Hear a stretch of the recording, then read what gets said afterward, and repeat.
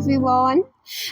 So I've been very busy recently going around the garden. I've got lots of plants in containers and just giving them a quick once over, seeing if any of them need upgrading to bigger pots. I've been concentrating mainly on the plants that I've bought already this year.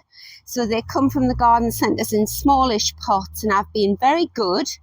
And I've upgraded them as soon as I can. So I'll show you some of the ones I did yesterday and the day before. So this is the container garden outside my garage. So this beautiful fairy rose, my sister bought it for me. He came in quite a smallish pot. He's got loads of buds on him. So I upgraded his pot yesterday. Upgraded lots of my little plants there. I've upgraded loads of my little box plants this year. They really responded to being upgraded last year. And then that little lavender, he was in a tiny pot. And I don't know if you've noticed, but sometimes when you get plants that look really healthy like this, like lavender, the soil that they come in is almost, it's like old-fashioned carpet underlay. It just doesn't let the water penetrate. So I upgraded him and then stood him in a tray and soaked him, even though he's a lavender. And now his pot is nice and heavy. So I think from now on, when I water him, he will actually get the benefit of the moisture. I bought 4 Hebes. This one is Autumn Glory. And they were in small pots, so he's upgraded. I've upgraded my Nemesia. He is set for a display, but I don't know where to put him yet. And my fuchsias. And then down here, I upgraded the pots with all my little geraniums in. These are more Hebes.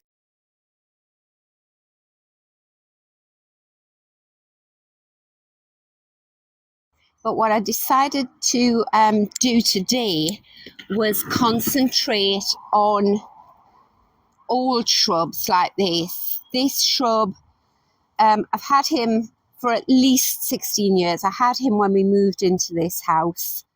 And I can't actually remember the last time that I repotted him. And if you can't remember when he was last repotted, it's far, far too long to keep a plant in a pot and expect it to look good.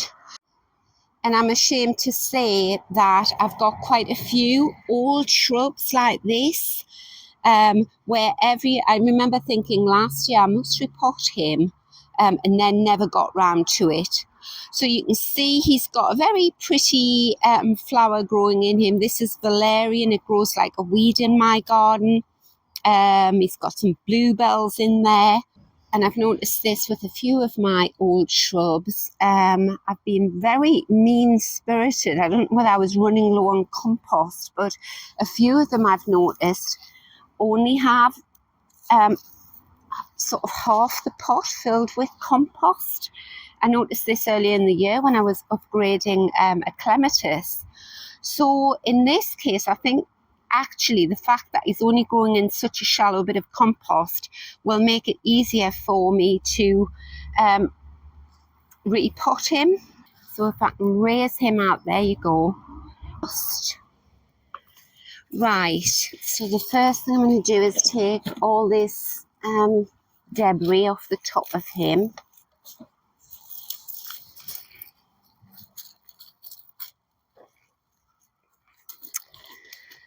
I'm going to loosen some of the soil because I want to, if possible, get this valerian out of him. I don't know whether I will be able to. I can tell the valerian because the valerian stems are green and he is woody. But I don't know whether that's going to be possible. Let's have a look. Oh, I don't know. I can't get leverage on it. There we go. Right, I'll probably not get rid of all the roots of the valerian because, as I say, it grows like a weed, and once it gets in your garden, it's very hard to get it out. It has very deep tap roots, but there we go. Put him out.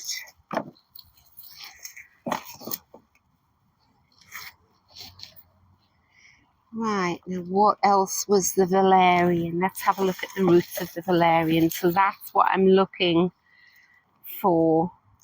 Those like soft, fleshy roots with a white interior. So is that? Yeah, that looks like valerian root. That's as much as you can do, really. Just look for the roots of the plant you don't want. Yeah, and they've sort of wrapped around. So I think that little root there, that white one, belongs to him, and all these little fine orangey ones, the valerian is much tougher. So I don't want to take off too much of his root. And then what will happen is, if the valerian comes back, which I'm pretty sure it will next year, I'll just keep cutting him off, trying to pull him out. Right.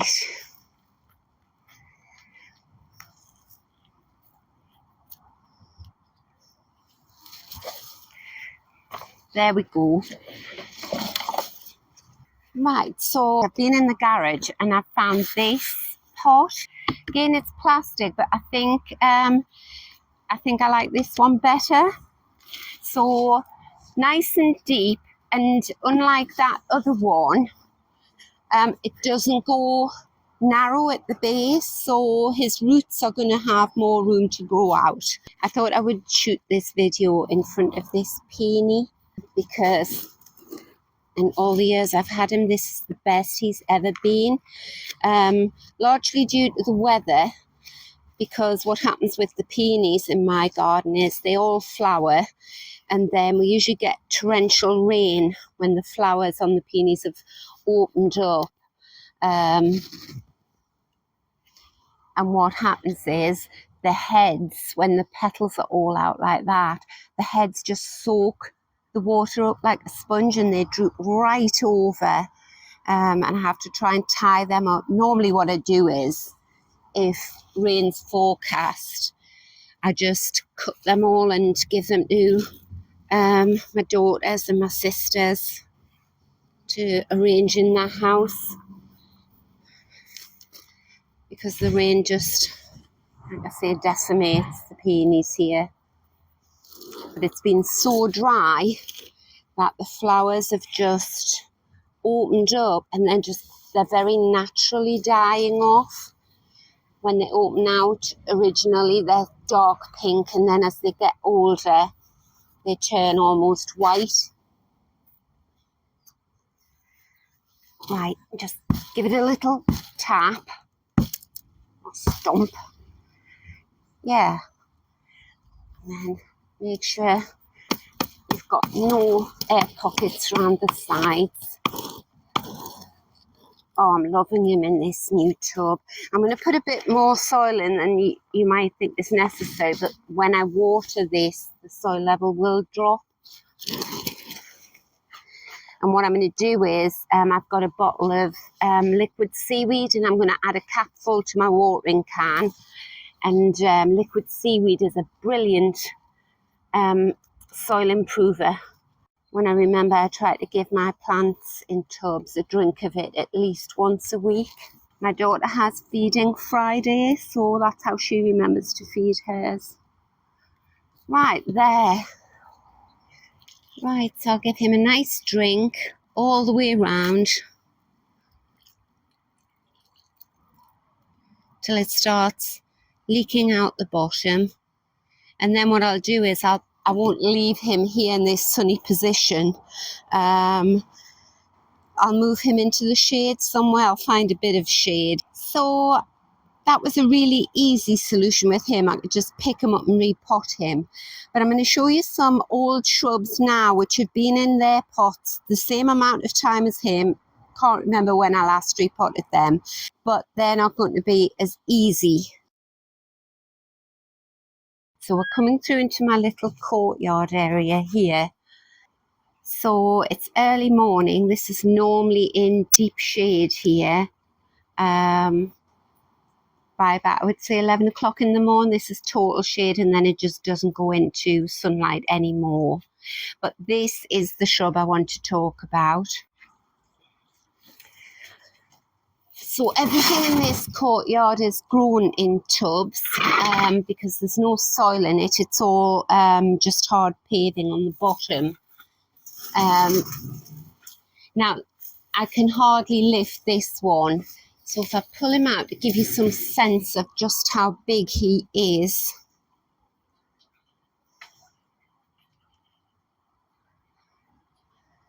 He's got quite a large circumference there. So the pot that he's in is so heavy that I can't lift him now. I have to drag him. So I really don't want to put him in a bigger pot. He would just be too big for this area, I think, then. So unlike that other shrub that I've just shown you, where it came from a central stem and I could sort of see all the soil around it, can you see? In here, he's sort of multi-stemmed right up until the edge, so I can't even scrape away the old soil there. So he's not in terrible condition, but he is going a tad yellow in certain places. So my solution here is going to be to give him a quick haircut. Get him back round into a nice round shape. And the fact that I'm taking just the tips off will encourage new growth. So just tidy him up a bit without going absolutely berserk.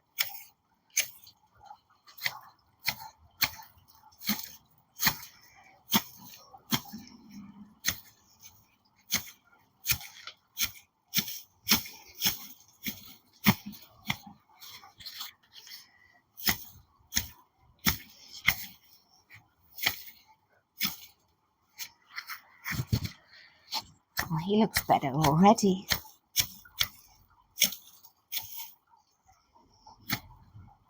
Right, I think that's it. I do have a tendency to get carried away. So there, a nice rounded shape. Right, so if this shrub had a central stem like that other one, and the soil was exposed, I could have scraped off the top, say a couple of inches of soil, replaced it with some new soil, and then started feeding him. But I can't get in. So what I've decided to do is I've got these slow release plant food pellets. So I'll show you what they look like.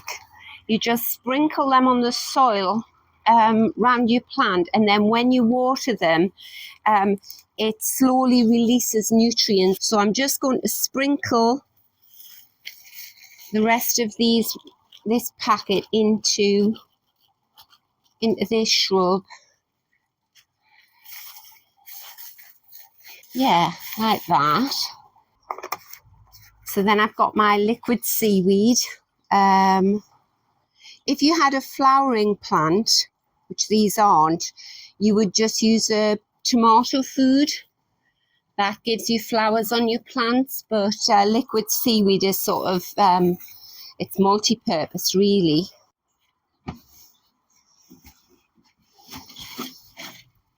So again, just a capful in my watering can, and then I'm going to fill this out of the water butt, so it's nice rainwater as opposed to tap water. So I can't even see the soil here. I just tend to aim for the middle and then do a small circular motion. so that I'm watering the soil all the way around, because that's the danger with having big plants in displays. In amongst lots of other plants, you tend to have a habit of just watering like that. You can't really see where you're watering, so the plant might be dry at the back and wet at the front, and that's how all the back of your plant dies off. So there we go. Get rid of some of this debris and put him back in place. That's it.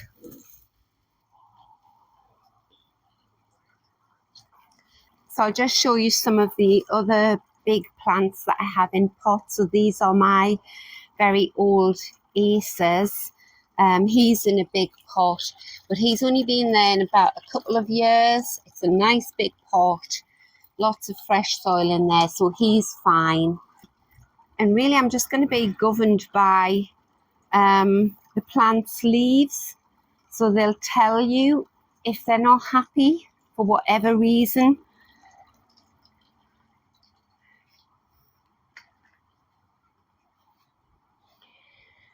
So this is here, he's in a lovely big pot there, but if you can see, I've got plenty space on the top of him. I'm sort of put my finger depth down there. I could just pop a bit new soil on the top of him, or some slow release plant food.